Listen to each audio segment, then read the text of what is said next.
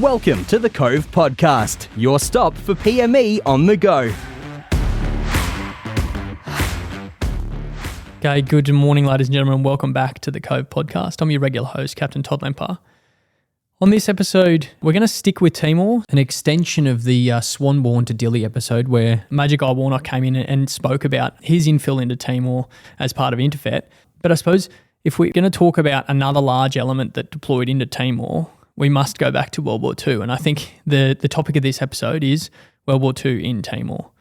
Joining me again this episode is MAJ Guy Warnock. To qualify his opinion, and if you haven't listened to the last episode, definitely go back and listen.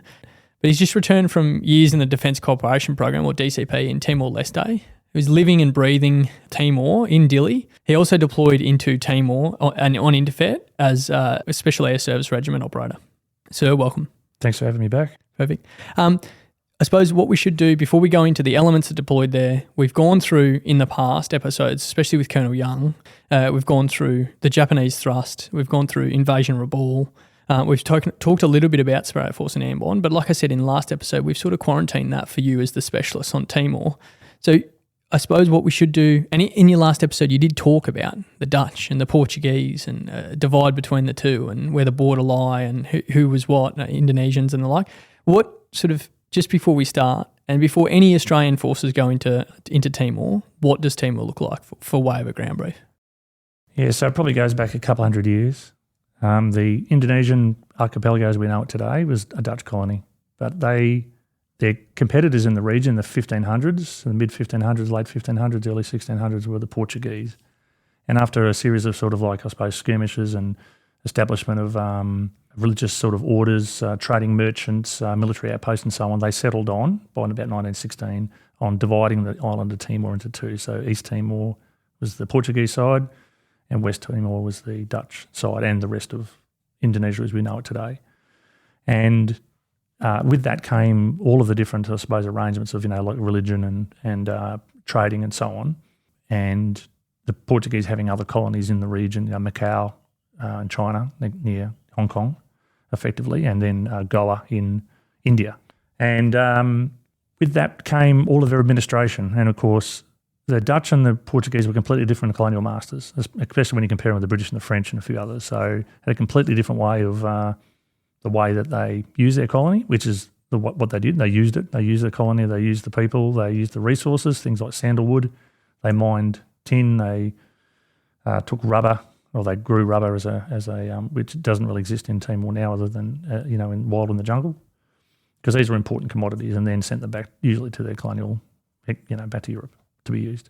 And there was quite a bit of rivalry, and it was probably more commerce and commercial by the time we get to the period of the Second World War. During the First World War, the Portuguese fought on the side of the Allies. They provided several infantry battalions on the Western Front, whereas the Dutch were overrun relatively early, and the same in the Second World War.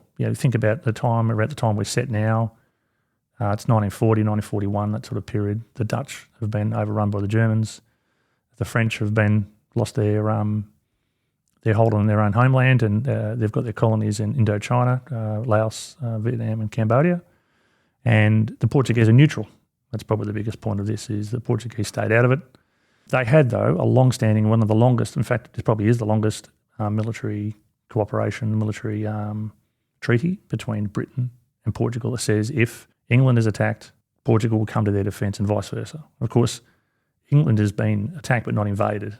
Great Britain is under threat in 1940 from invasion, but the Germans haven't set foot on the British Isles yet. So that's probably where we're starting, this sort of this part on the timescale, on the chronology of how Timor, the island of Timor, comes into part of the plan of the 8th Division, which was, as you mentioned, Airborne and Rabaul with Lark Force and Gull Force in Airborne. Yep. Yeah, so Portuguese in the east, East Timor, and then the Dutch in the west. Australia decides that it needs to establish a forward observation line. It sets troops out into Airborne, Rabaul, and now Kupang in West Timor, all based on airfields, and we've already spoken about that, so go back and listen to the episodes. But who gets picked to go to Timor? What does the force composition look like as we deploy and, I suppose, set up that forward observation line with that component being in Kupang? Yeah, so you're quite right. And of course, ports were pretty big in there, and the naval presence. So under the Abdica coalition construct, the Dutch, the British, the Americans and the Australians, naval forces were prominent, and Kupang had a great harbour.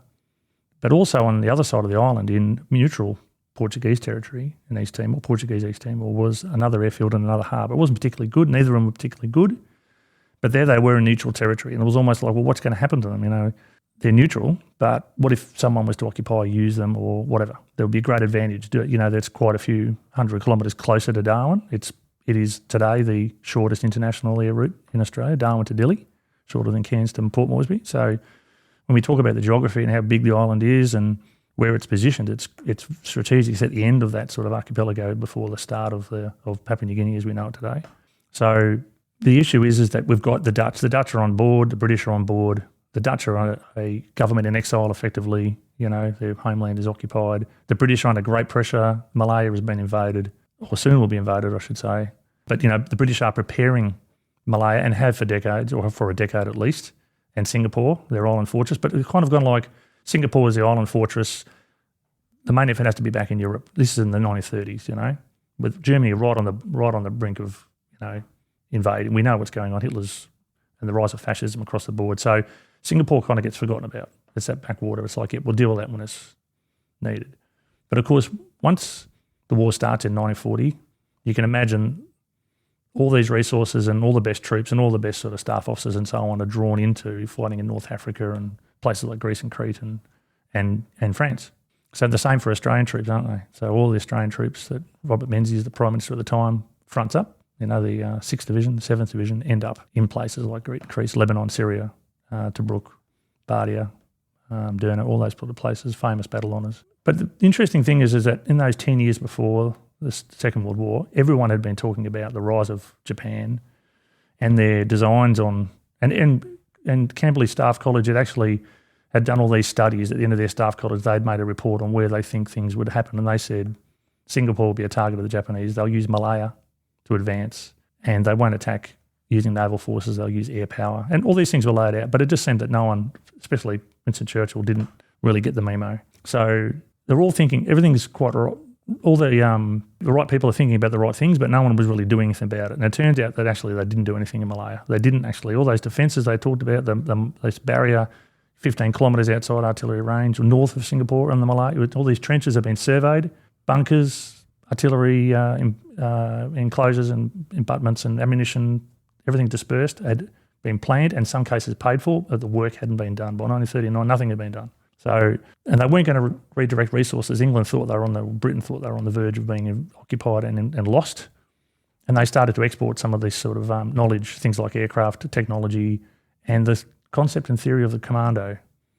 So this is sending training teams to Australia for the commandos, which will be a feature of our episode today.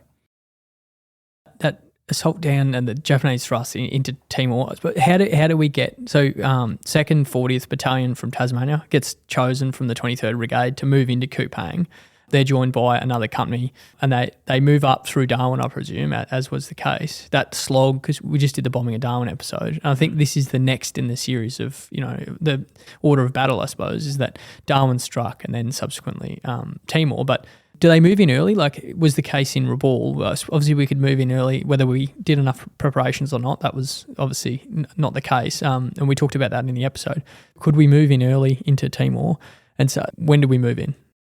Yeah, so probably back to that, Robert Menzies sends troops to Europe. Well, we've had a change of Prime Minister, and then John Curtin puts his foot down straight away to Winston Churchill, pops up again, doesn't he? And he says, we're not committing any more troops, and we want some of our ships back. We want the scrap iron flotilla, ships like HMAS Voyager, for example, and we want more aircraft. And of course, the Americans took their new fighter aircraft, the Brewster Buffalo, and immediately sought to export it, produce it and export it, and then they found it immediately to be obsolete. So they gifted it or sold it to Australia, New Zealand and the Dutch. So they end up, all these Brewster Buffaloes end up in places like, in Java and in Timor, Singapore and so on. The Sparrow Force, slated to go to Timor, was identified months in advance, and the troops were brought forward. And of course, those troops, because they were going to go to somewhere like North Africa, were trained for desert operations and were equipped for desert operations because that's what Robert Menzies wanted.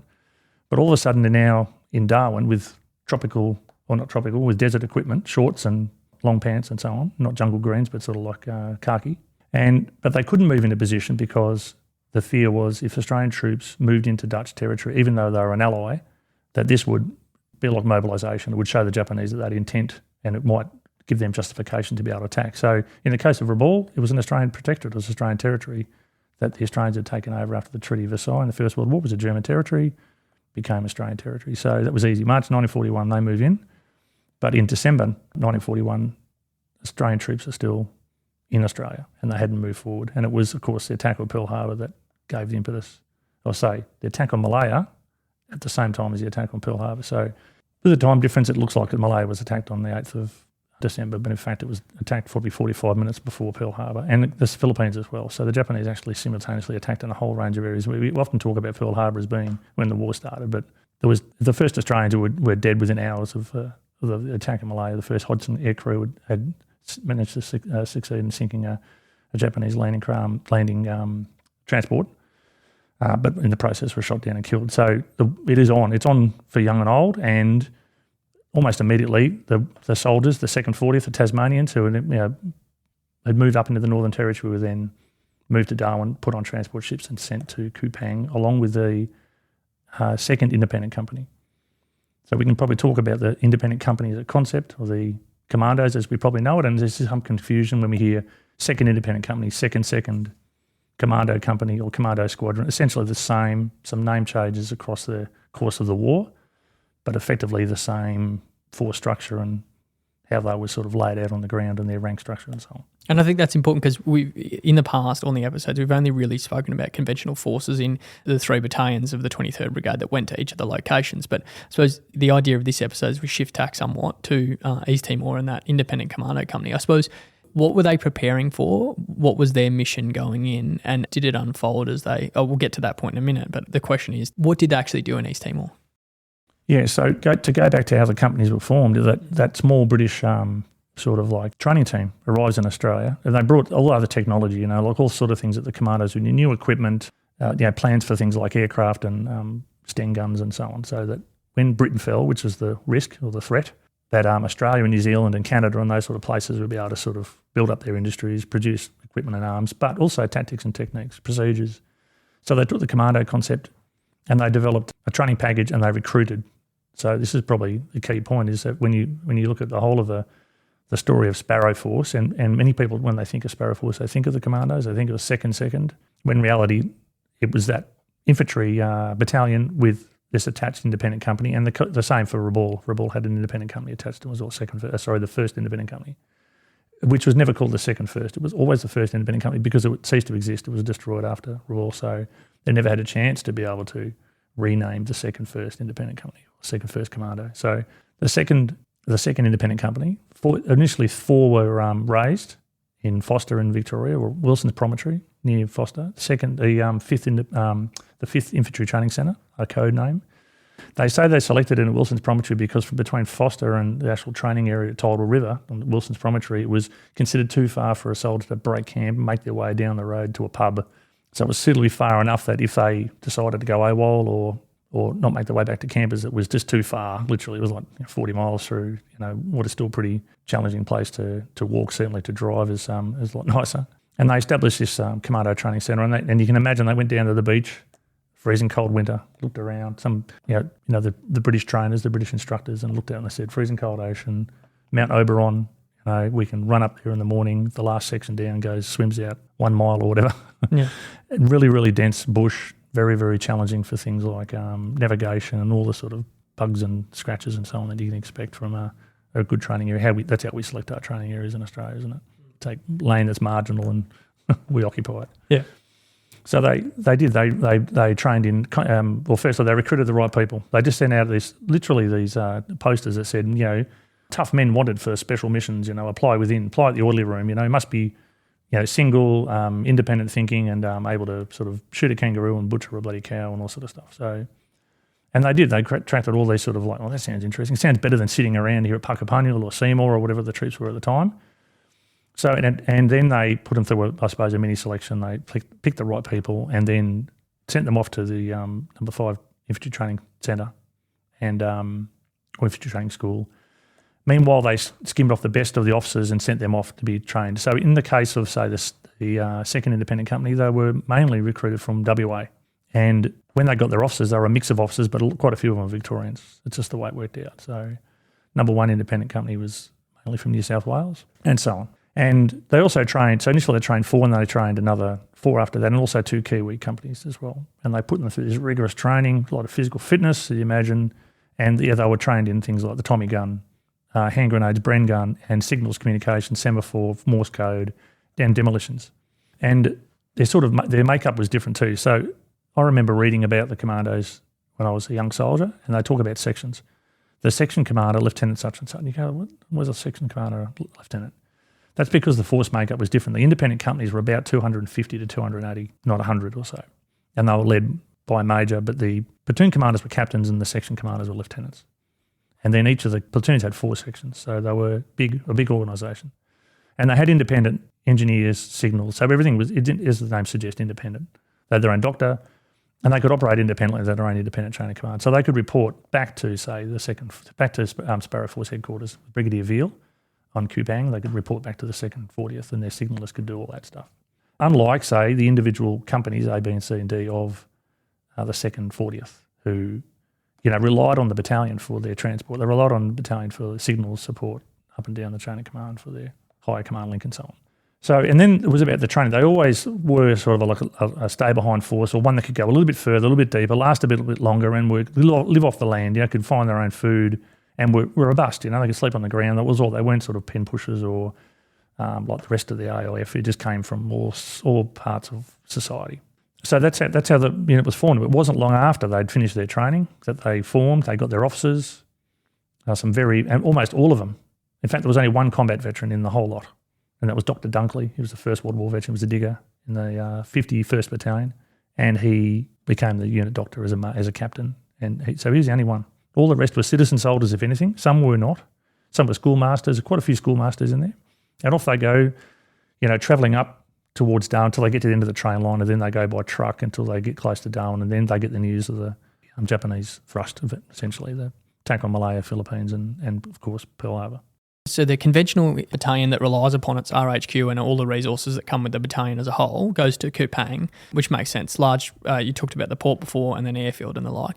How's Dili picked? I know you hinted before about we've left this capital city with an airfield and a port, vacant in neutral territory with the Portuguese over there. Is that sort of the mentality for the independent company to go over to and establish in Dili, or what was the thinking behind getting them to Dili?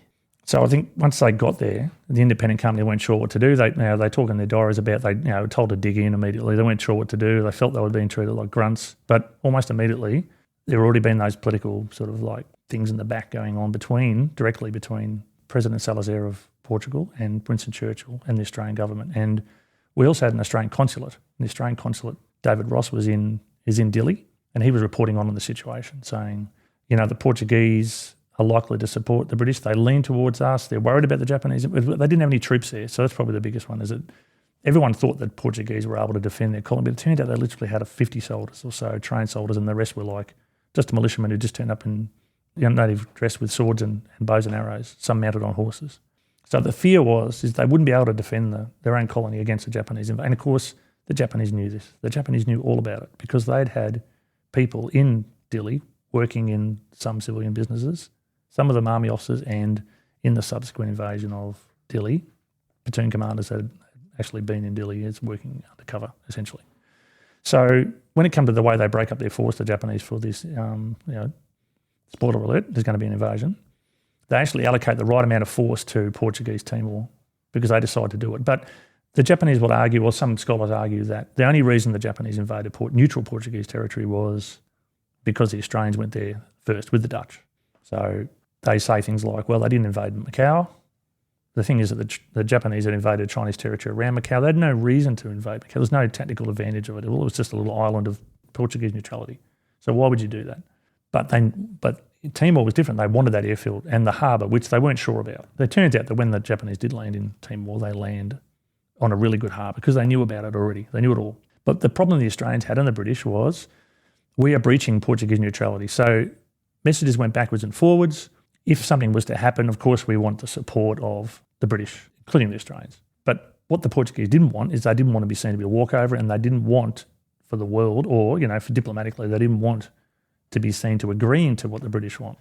So before long, from Kupang, a troop ship with the 2nd Independent Company departs from Kupang and sails a short distance across, and it lands in Dili. It lands in Dili, they row ashore, the soldiers mention how this is a Gallipoli moment, should we put one up the spout to the CSM? It's like, just be ready and look angry, we don't know where we're up against. They thought that the Portuguese would be waiting on the beach to oppose a landing. So they rowed ashore, hit the beach, and they went to the airfield, which was their objective. And the story goes that there was a Timorese soldier leaning up against a tree with a cigarette, and he just said, "Bundia." And they went to the airfield. But at the time, because earlier a motor launch had gone in with the company commander of the 2nd Independent Company, Major Callahan, he went into town and they woke the Portuguese governor up and said, "We're here," with the Dutch commander, Lieutenant Colonel Van Straten. And they woke him up and said, "We're here to occupy the airfield. We're only here for the airfield." He says, "I protest. This is a breach of neutrality.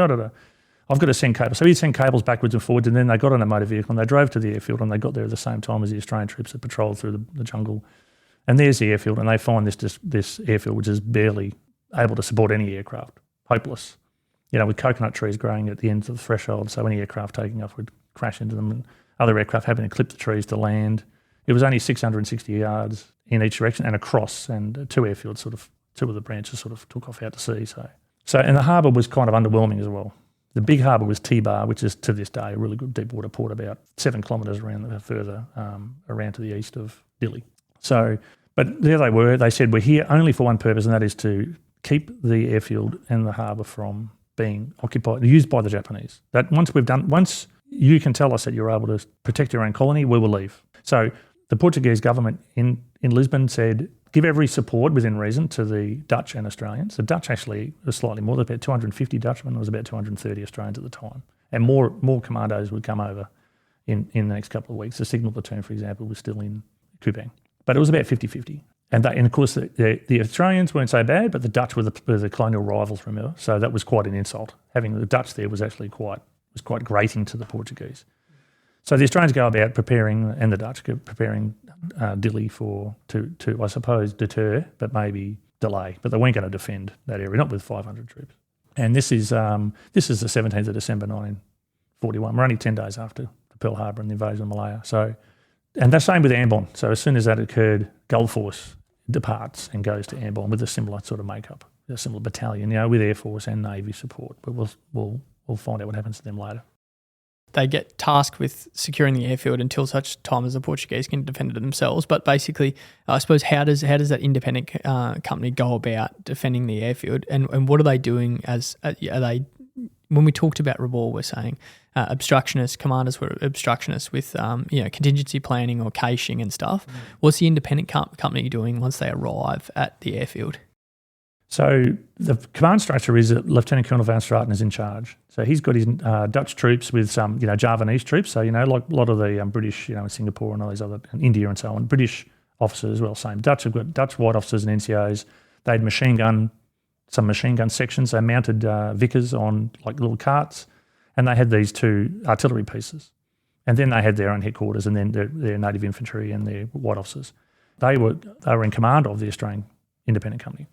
And I say, what do you reckon the first thing happened when the Australians got there? What's the first thing the Australians did? And the first thing the Australians did was caught malaria, because the area around that airport to this aerodrome was really low lying. It's marshy, it's boggy. That's why it was such a poor site, and the Japanese knew that. It was terrible. And they planned for that when they have their invasion force. So the first thing happens is all the Australians that are based around the airfield, so they left a section there to guard it, and they did their field defences, some slit trenches and so on, and started to survey it, I guess. And they come down with me. Everyone started coming down with me. And Dr. Dunkley was the one who said to the OC, we need to get everyone up into the hills and away from the mosquitoes and away from so a bit cooler terrain. And, the question is about, how do they prepare? The commandos went there knowing or thinking they were going to fight a guerrilla warfare. And they believed themselves capable of doing it. We can fight them, we can delay them, and then we can manoeuvre out, and then we can keep them off the back, and then we can hit and run, we can ambush. They were trained in all those things. So they felt confident in it. They never really, you never hear of any of their diaries saying like, I thought we were doomed, or they sort of wanted to bring it on. Now, they knew an invasion force would be big, it would be battalions, it would be ship loaded, it would probably, paratroopers were mentioned all the way through their diaries in that line. December, January, February sort of period. But they had I suppose they had the will or the belief that they could do this. Now, the OC also said he sent his sections out to know the land and know the area. So straight away, people, again in their diary, start talking a language. We started learning the local language, not the Portuguese, they say. There was a Portuguese interpreter. One of the Australian commandos actually was a Portuguese linguist. So he was kept at a high level, I'm sure you can imagine. But one of the first ever Tetum dictionaries of about 650 pages, which I've got a PDF of, was written by the Second Independent Company at the time. They just listed a whole heap of words. They were able to go backwards and forwards. There was a lot of Chinese traders, and there is today. So one of those characters will come up in the story later on. And they often spoke a bit of English, or Malaya. And there was Malay. There was not quite a few, but there was a few Australians that spoke Malay for various reasons. So they've been to, the Strait settlements, Penang, Malacca and Singapore. So the Australian soldiers have gone up into the mountains. They've now travelled. So the furthest, went like 80 kilometres over a week or so. They travelled up to a place called Malbisi, which those who are familiar with Timor is like almost in the middle of the island. Beautiful, cool area, beautiful mountain area, like gum trees almost. It's wonderful. And they went in every direction, so sort of east and west along the coast, and they identified all these and they started doing things like identifying ambush locations, places where troops could land, places where paratroopers could land. And they talked about there was an open area here, we could put up bamboo stakes for in case paratroopers. So everyone's worried about fifth columnists and paratroopers. And I guess it was in the news, wasn't it? Crete, Greece, all those sort of places where paratroopers were used effectively during the Second World War up to that point. So, and the other one was that the way that the Australians dealt with the local population. Many of them were disparaging of the Portuguese, rude and arrogant, blah, blah, sort of colonial masters, thought they were better than us. And then the Timorese were they found to be friendly, affable, helpful. And also they do things like, there's one guy who makes an account, he goes up into the hill and the Timorese all come out of their spill out of their building onto the road, all scared, and they all line up. And the village headmen, they do the thing, they change their machete from their right hand to the left hand and they sort of salute. And they're all sort of saluting, head slightly bowed, sort of looking down. And the Australians just walk up and start pumping their hands. G'day, mate, there you go, shaking hands. And then when they go to sit down, they put down all the tables and chairs and they invite everyone to sit down with them. And at the end of the day, they all bring out whiskey on it. All these accounts, they pull out these bottles of whiskey. I don't know where they get it from. Or gin is the other one. And it's good gin. It's like, well-known brands. They make this really good relationship. Some of the Timorese say, especially in accounts after the war, we met the Australians early and we didn't know who they were, but they were different. They were just different people. They treated us differently. And then later on, they often say they treated us quite positively. And, they weren't the same as the Portuguese. They shared their food with us, that sort of stuff. So they're knowing the language, they're knowing the terrain. And Callaghan ordered that he had a cartographer and, again, this great concept of, having a soldier citizenry where people joined the army a couple of years earlier, weeks earlier, they were doing a civilian job. Well, it was map makers. There was a guy who's a cartographer and he started drawing these maps. And if you get those maps today, which I've done, on Google Maps and put them over the top, they match. It's amazing. Yep. They've even got things like 5 days walk, 3 days with horses, laden horses. So, and when you look at it, you go, yeah, that's about right, from Malbisi to Amera, correct? And the roads, of course, those tracks, which would have been pony tracks, are now roads, effectively.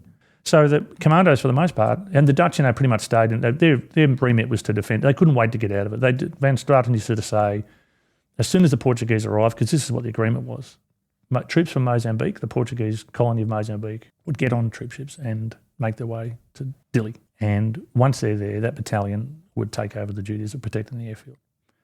So everyone keeps talking about that. You see it all the time. Can't wait for the Portuguese to arrive. The Australians are digging their slit trenches beside the aerodrome. And they're going, one bloke says to his mate, I'm not digging some Portuguese bloody cove's hole, his pit. And they're kind of set in that way. So a section was on, I think, initially for 1 month, and then it changes from number 1 section to number 2 section under Lieutenant Jerry Mackenzie. And his section's about 18 soldiers. So large section again, two Bren guns, 4 Tommy guns, Lee Enfield rifles, plenty of grenades, and attached engineers, because the engineers have dug explosive charges into the airfield to deny it. Briefly to the enemy, crater it. And a signal section, including Private Gannon, Sig Gannon, who's a signaller. He has a semaphore, like a heliograph flashing mirror arrangement to signal up into the mountains. So it's February, you during the day you're sending Morse code using the flashing mirrors. And because radios went down to section level. They were down to probably the platoon level, I think. And even if they were very short range and quite bulky. They probably required a vehicle or a horse to transport it. probably another feature about the commandos who came into Portuguese Timor, they didn't come with all their equipment. They didn't come with their vehicles. They had vehicle allocations, mortars and Vickers machine guns and so on. And it just didn't make it onto that lift of the ships.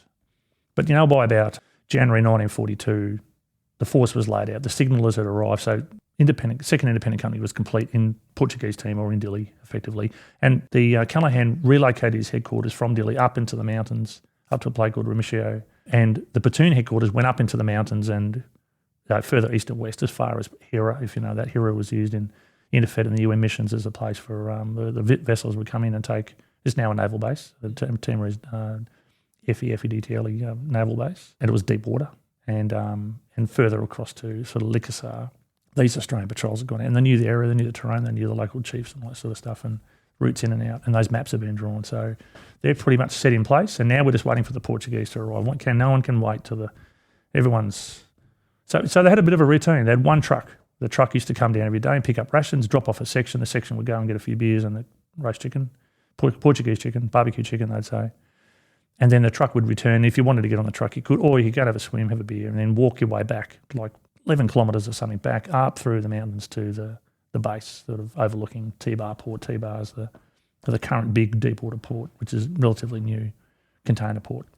And that routine would continue. The sections would rotate depending on where they were. So number 7 section, for example, would travel down 2 or 3 days in a row, and the blokes would, in many cases, were drunk and had to be helped walking back to base. And they'd walk past the section that was digging in, or the section that was guarding the airfield, and you can imagine the banter would go backwards and forwards there. They'd stop and have a drink, as in drink of water, and have a rest. Yep. And this is the routine, And what I find amazing was it was like none of them. Only a few mentioned the fighting in Malaya. Like they weren't getting that information. Like Singapore was about to fall. We're talking like mid-February 1942. We've talked about in the past information not getting to each of the elements on the forward observation line as well. Like that information of impending danger, and the Australian government keeping some of that information back through risk, because of the risk of people or the soldiers moving off that location in fear, I suppose. So you can go back to the 2nd 40th, the Tasmanians at Kupang, and the Air Force and the Navy. The Air Force now are engaged with the Japanese. We're talking, this like January, February 1942, and the Air Force their aircraft at risk. We're using the Brewster Buffaloes. Remember, we're not using even Warhawks or Spitfires in particular. So aircraft like the Hudson are vulnerable, and we hadn't been issued things, the frontline aircraft that we needed at the time, because they were being held back by the Americans, or they were being used in the European theatres by the British. So, they were being used in the Hurricane fighters arrived in Singapore just in time to be assembled and used against the Japanese, but then Singapore falls. That's how critical this is. A ship arrives and there's unpacked Hawker Hurricane aircraft on the wharf that are pushed into the water to prevent their capture by the Japanese. I mean, the timings couldn't be worse. But yeah, you're quite right. The 2nd 40th are doing the same process. They're digging in around Kupang. They think they know where the Japanese might land. Everyone's paranoid about paratroopers. And the Navy and the Air Force start having cold feet.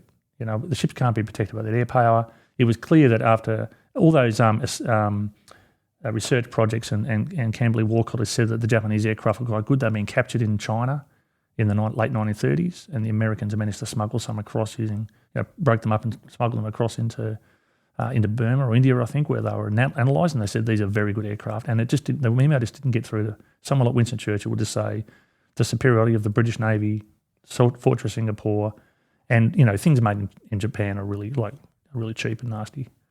And that wasn't the case at all. So they all ignored that fact that things like the British Navy is vulnerable to air power, which the Japanese had developed quite well, but no one was paying attention. So those people that had those interests in it, those people like us listening to this podcast, we've got an interest in it. But you ask your neighbour about what do you think, how you think the world's going in the terms of security or whatever, and they don't know. They don't realise that things are, countries are acting in a certain way, including us, what we're doing. So by this stage, Singapore's on the verge of falling. Australian troops that were going to Singapore from the Middle East have been redirected to Java. They arrived without any equipment. The second machine gun battalion arrived with no machine guns, and they were equipped with whatever they could find on the wharf. In fact, they arrived with no weapons, only to find all these abandoned weapons on the wharf. So they get dropped at a wharf where people have evacuated, and they get dropped there.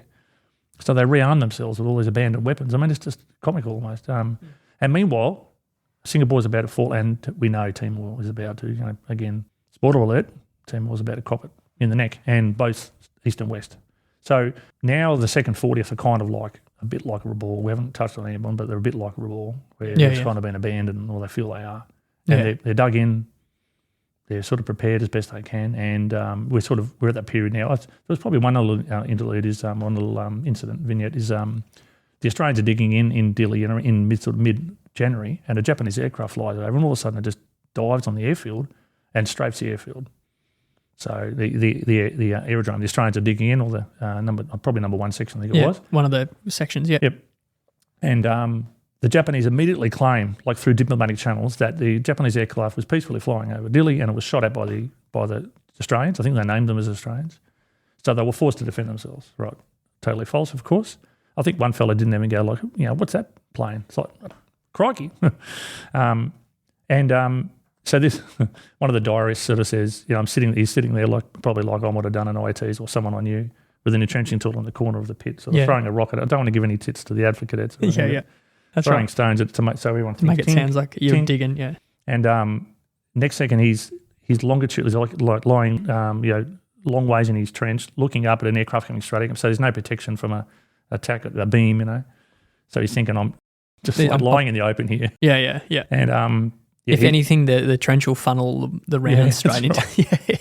So you go, I wish I'd just dug harder for the last 2 weeks or whatever. And then afterwards, he said, the joke is by that night, they were down to stage 3 with overhead protection. Is the joke? I'm not sure that's the terminology they use, but they were quick smart about it then. And camouflage was another one. So the Dutch were overseeing this sort of stuff, and the Dutch also were quite patronising too. They'd say, well, your soldiers they're not professional soldiers. They're sort of like soldier citizens. They're not that good. They might even run away in battle. That's one of the quotes from Colonel Van Straten, was it? Well, you don't know. They're not tested soldiers. They might just run away. You don't know how they're going to act. So this sort of shocked everyone into like, wow, this is real. And of course, we're probably less than a month now from the Japanese landings in Dili and Kupang. We've got a section on the airfield still building the defences. Obviously, we've talked about being strafed by one aircraft and subsequently digging faster. We're going through that. We've got the rest of the force elements in the hills. We're signalling from the airfield back up to the hills and vice versa. Day runs back in and out for rotation. We're looking out to the harbour continuously for these Portuguese ships. We're like, please, when are the Portuguese arriving? And a large force arrives in Dili. We presume that it's the Portuguese. Of course it's Who else could it be? I mean, you have the Australians, so early in the morning, number 7 section gets on their trucks, it's dawn. The the company sergeant major, effectively, didn't have one, but the staff sergeant, he offered to take over driving for one of the drivers who'd been driving all day the day before. There was only one truck that was serviceable. And the OC says in his diary, of all the people I lost using my CSM effectively was one of the biggest blows I suffered in the whole war, and he went on to serve in New Guinea and Borneo and other places. So, and this is where he was such a good operator. So he offered to drive the truck, and the truck drives off pretty much on dawn, goes down the hill, perfect view of T-Bar port, and there's transport ships there. So obviously the Portuguese have arrived. So the banter is all like, wow, everyone's fully equipped. They've got their helmets, they've got their Tommy guns and weapons and so on. But everyone just looks and goes, oh, Portuguese are here, great. That's the Independent Commando Company set in Dili. We've got one section on the airfield, and then the remainder of the company up in the hills waiting. We're signalling with mirrors with the signalers inside with the signalers inside the airfield. The second 40th is in Kupang, and they're also dug in at the airfield in Kupang, ready to defend the position. So we're looking out to get relieved every single day, the Independent Commando Company at Dili, and we've just realised that the Portuguese have arrived. They're large transport ships and they've just arrived. So that's what we know from now. Yep, and in particular the Dutch. The Dutch can't wait to go back to West Timor and Dutch territory because they want to defend their own territory. They want to be stuck in some political backwater in a neutral territory, which is what it was. And the other one was that the only way to get there was to walk. So they had to walk from Dili, cross the border into, say, Atambua on the border. And then, maybe there was some other arrangement after that. But, they had a big task ahead of them, and it was like they just couldn't wait to get out, really. Let's do this walk and get out of here. Stay tuned for next week's episode where we talk to what the Portuguese did as they arrived on the island of Timor and how Sparrow Force there ensued. Thank you so much. Thanks for listening to the Cove Podcast. Explore our channel for more great audio PME content. Also, visit us at cove.army.gov.au for hundreds of additional resources. The Cove, the learning home of the Australian profession of arms.